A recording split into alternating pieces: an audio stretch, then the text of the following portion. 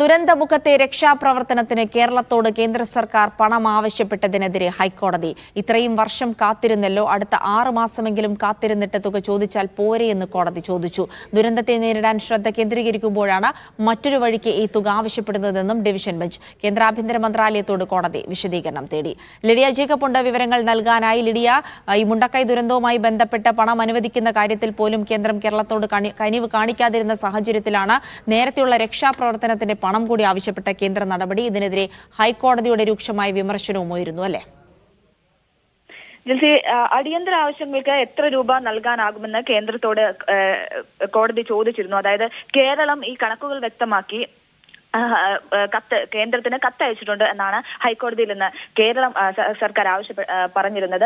എന്നാൽ അതിലാണ് ഹൈക്കോടതി പറഞ്ഞിരിക്കുന്നത് അടിയന്തര ആവശ്യങ്ങൾക്ക് എത്ര രൂപ നൽകാനാകുമെന്നാണ് കേന്ദ്രത്തോട് ചോദിച്ചത്. അതേസമയം ഈ ഇത്തരത്തിൽ കേന്ദ്ര സർക്കാരിനെതിരെ ഹൈക്കോടതി ഒരു വിമർശനം കൂടി ഉന്നയിക്കുന്നുണ്ട്. കാരണം ഈ എയർലിഫ്റ്റിംഗിന് വേണ്ടി 132.62 കോടി രൂപ കേന്ദ്ര സർക്കാർ ആവശ്യപ്പെട്ടിരുന്നു. ആ ഒരു സാഹചര്യത്തിലാണ് ഈ 2016-2017 വർഷങ്ങളിലെ ദുരന്തങ്ങളുടെ ചാർജ് ഇപ്പോൾ എന്തിനാണ് ഈടാക്കുന്നത്, അല്ലെങ്കിൽ ഇപ്പോൾ എന്തിനാണ് കേന്ദ്രം ആവശ്യപ്പെടുന്നത് എന്ന് സംബന്ധിച്ചൊരു വിമർശനമാണ് ഹൈക്കോടതി ഉന്നയിച്ചിരിക്കുന്നത്. 132 കോടി രൂപ ആവശ്യപ്പെട്ടതിനെതിരെയാണ് കേന്ദ്ര സർക്കാരിനോട് ഹൈക്കോടതി ഇത്തരത്തിലൊരു ചോദ്യം ഉന്നയിച്ചിരിക്കുന്നത്.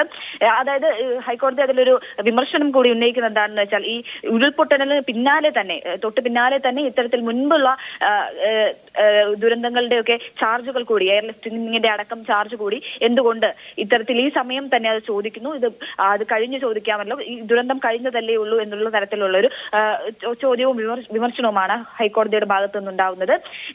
ഇപ്പോൾ നമ്മുടെ മുന്നിലുള്ളത് ഈ അടിയന്തര സഹായം നൽകേണ്ടത് ഈ മുണ്ടക്കൈ ദുരന്തവുമായി സംബന്ധിച്ചാണ്. ഇപ്പോൾ ഈ ഒരു സാഹചര്യത്തിൽ അതിന്റെ കാര്യങ്ങളാണ് പരിഗണിക്കേണ്ടത്. അപ്പോൾ ഇത്തരത്തിൽ മറ്റ് ഇതിന് മുൻപെയുള്ള കാര്യങ്ങൾ പറയുന്നത് എന്തിനാണ് എന്നാണ് ഹൈക്കോടതി ചോദിച്ചത്. ഇത്രയും വർഷം കാത്തിരുന്നല്ലോ, എന്നാൽ അടുത്ത 6 മാസം കൂടി കാത്തിരിക്കാൻ സാധിക്കില്ലേ എന്നാണ് ഹൈക്കോടതി കേന്ദ്രത്തോട് ചോദിച്ചിരിക്കുന്നത്. അതോടൊപ്പം തന്നെ കേന്ദ്ര ആഭ്യന്തര മന്ത്രാലയത്തോട് ഹൈക്കോടതി ഡിവിഷൻ ബെഞ്ച് വിശദീകരണം ചോദിച്ചിട്ടുണ്ട്. ഇക്കാര്യത്തിൽ കേന്ദ്ര സർക്കാർ വ്യക്തമായിട്ടുള്ള ഒരു മറുപടി നൽകണമെന്നാണ് ഡിവിഷൻ ബെഞ്ച് പറഞ്ഞിരിക്കുന്നത്. അക്കാര്യത്തിൽ ഡിവിഷൻ ബെഞ്ച് ഒരു കൃത്യമായിട്ടുള്ള ഒരു മറുപടി നൽകേണ്ടി വരും.